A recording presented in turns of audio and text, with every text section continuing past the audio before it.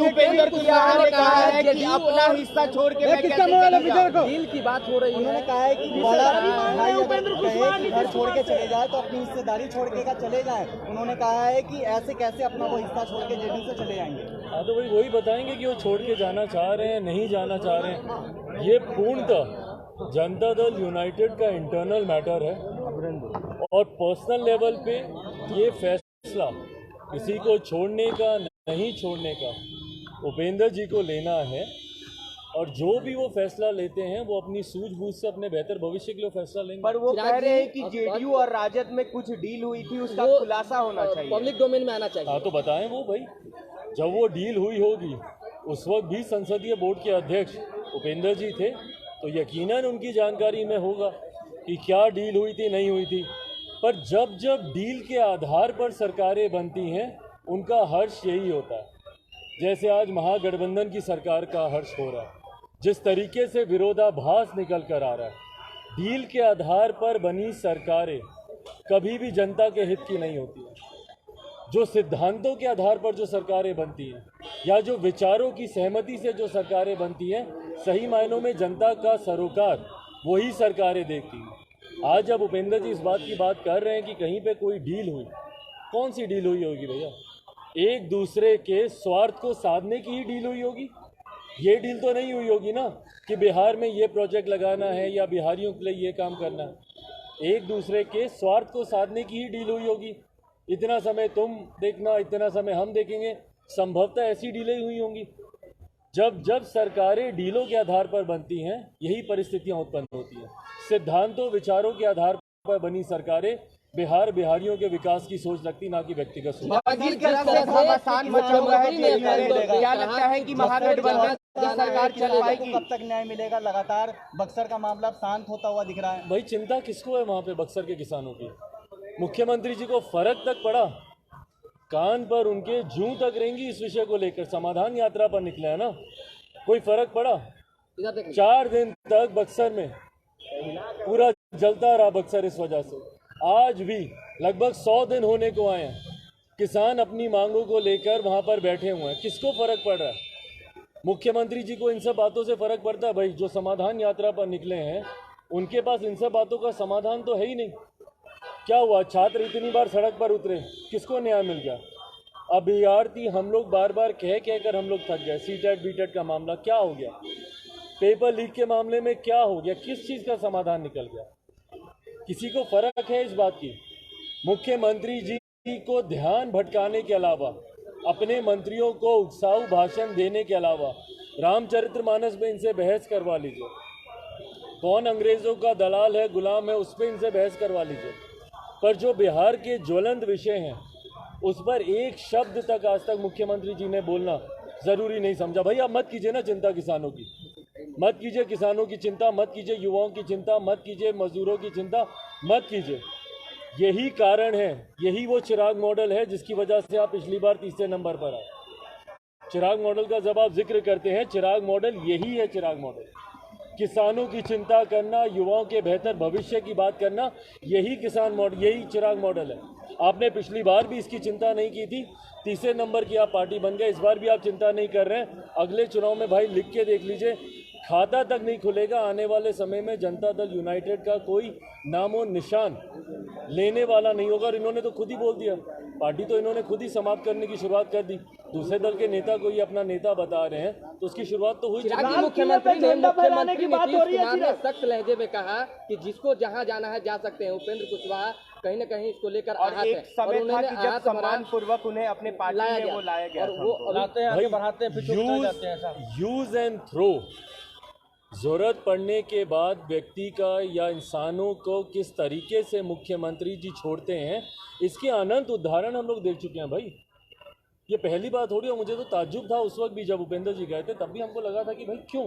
आप तो जानते हैं भली बात ही मुख्यमंत्री जी किस तरीके से, किसके साथ मुख्यमंत्री जी ने ऐसा नहीं किया। अपने पार्टी के राष्ट्रीय अध्यक्षों तक को इन्होंने नहीं छोड़ा, तो उसके बाद किसी और के साथ ये दोबारा इस तरीके का हर्ज कर लें, उस पर किसी को ताज्जुब होना नहीं चाहिए। मुख्यमंत्री जी को जब तक किसी की ज़रूरत होती है उसका इस्तेमाल करते हैं। ज़रूरत पूरी होने के बाद यूज़ एंड थ्रो वाला वो रास्ता अपनाते हैं। बिहार की राजनीति को लेकर के क्या लग रहा है? लाल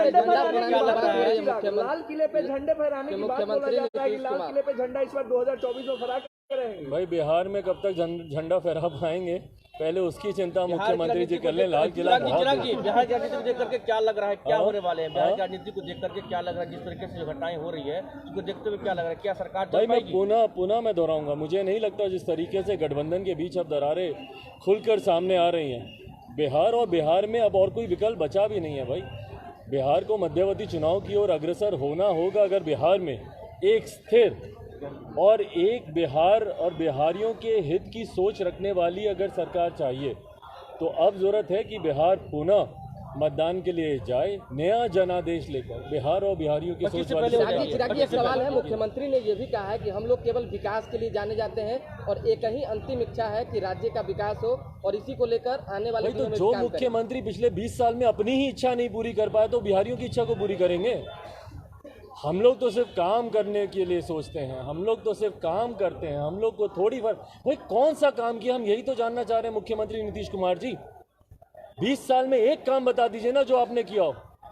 फ्लाइट में अगल बगल की सीट पे सिर्फ पलायन के शिकार बिहारी बैठे होते हैं हमारे। एक बार कमर्शियल फ्लाइट से ट्रैवल करें मुख्यमंत्री नीतीश कुमार जी, उनको पता चल जाएगा। चार्टर फ्लाइट छोड़कर एक बार तो जाएं कमर्शियल फ्लाइट से, एक बार ट्रेन से ट्रैवल करके देखें। विकास विकास विकास, हम लोग सिर्फ काम करते हैं काम करते हैं। अगर आपने काम किया होता तो आज बिहार का ये हर्ष नहीं होता, बिहारियों का ये हर्ष नहीं होता। आज बिहार देश के सामने शर्मसार नहीं हो रहा होता। आज बिहारी दूसरे प्रदेशों में रहकर अपने घर वालों को याद करके नहीं रो रहे होते। कौन सा काम किया बताएं ना मुझे। चालू पड़ी मिलों को जो मुख्यमंत्री बंद करवाने का काम करते हैं, नए कारखाना को एक कारखाना मुख्यमंत्री ने लगाया, बताएं मुझे। रोजगार की बात हो, यहाँ पे बेहतर शिक्षा देने की बात हो, यहाँ पे बिहार के राजस्व को बढ़ाने की बात हो, या लीस्ट ऑफ ऑल बिहार के प्राइड को बढ़ाने की बात हो। भैया आज बिहार सुर्खियों में क्यों आता है? किसानों पे लाठियां चलने को लेकर। किसान अन्नदाता जय जवान जय किसान का नारा हम लोग देते हैं, आप किसानों पे लाठियां चलाते हैं। ये एक मुख्यमंत्री होता है? बिहार का युवा जो बिहार का भविष्य, आप उसके ऊपर आप लाठियां चलाते हैं, ये मुख्यमंत्री के कारनामे होते हैं। इसको आप विकास की श्रेणी में गिनते हैं? तो ऐसा विकास किसी को नहीं चाहिए। कोई सरकार के एक्शन है कि कितनी और हत्याओं का इंतजार मुख्यमंत्री नीतीश कुमार जी करेंगे? मुझे बताएं ना, इनके पास है कोई रोड मैप इन हत्याओं को रोकने का? बिहारी मरते रहें और मुख्यमंत्री बोलेंगे हमारी हमदर्दी नहीं है। बिहारी मरते रहें और मुख्यमंत्री बोलेंगे जो पिएगा वो मरेगा, हमको उससे कोई लेना देना नहीं, हमको उससे कोई हमदर्दी नहीं। जिस मुख्यमंत्री की ये सोच हो जो अपने ही बिहार के लोगों के मरने की कामना करते हो, क्या उन मुख्यमंत्री को अपने पद पर रहने का भी कोई अधिकार है? बदलाव करने की जरूरत है शराबबंदी कानून में, बार बार यकीनन करने की जरूरत है मेरे भाई, यकीनन करने की जरूरत है। पर मुख्यमंत्री किसी की सुने तब तो। एक बार सर्वदलीय बैठक मुख्यमंत्री बुलाए, जातीय जनगणना पे सबने समर्थन किया ना। ऐसे ही शराबबंदी की तरह कल को जब जातीय जनगणना विफल होगी, जब उस पर सवाल उठेंगे तो फिर मुख्यमंत्री के पास कोई जवाब नहीं होगा। क्यों नहीं जातीय जनगणना शुरू करने से पहले सर्वदलीय बैठक बुलाई गई? सबकी राय लेते, सबकी सोच लेते, मानते। आज की तारीख में भैया भूल जाइए कोई दूसरा, जनता दल यूनाइटेड के खुद के मंत्रियों को नहीं पता होगा कि जातीय जनगणना की रूपरेखा क्या है। क्या आप लोगों को पता है कि कौन से मॉडल पे काम हो रहा है, कैसे जातीय जनगणना हो रही है, क्या है उसका रोड मैप? किसी को नहीं पता, कोई नहीं जानता कि जातीय। तो कल को जब वो आंकड़े सामने लाकर रखेंगे तो कैसे कोई मानेगा? क्या पारदर्शिता है उसमें? शराबबंदी में भी वही हुआ। अच्छा खासा कानून इन्होंने धज्जियां उड़ा के रख दी। क्यों?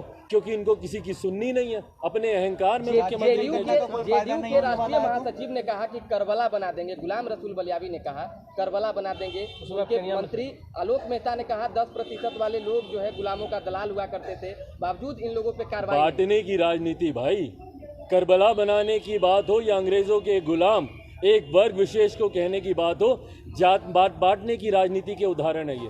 और ये उदाहरण ये नेता देंगे और देते रहेंगे, क्योंकि इनके खुद के नेता ने इसी बांटने की राजनीति के आधार पर अपना पूरा जीवन उन्होंने व्यतीत किया। 2 दशक से अगर मुख्यमंत्री जी अगर बिहार की सत्ता में काबिज है तो बांटने की राजनीति कर दलित, महादलित, पिछड़ा, अति पिछड़ा, आगड़ा, पिछड़ा, हिंदू, मुस्लिम, लव कुश, कोरी, कुर्मी, सिर्फ यही इन्होंने किया है और यही इनके नेता आगे कर रहे हैं और यही सुर्खियां बनती हैं, इसी पे बहस होती है और किसानों और युवाओं के मुद्दे इसी में पीछे छूट जाते हैं।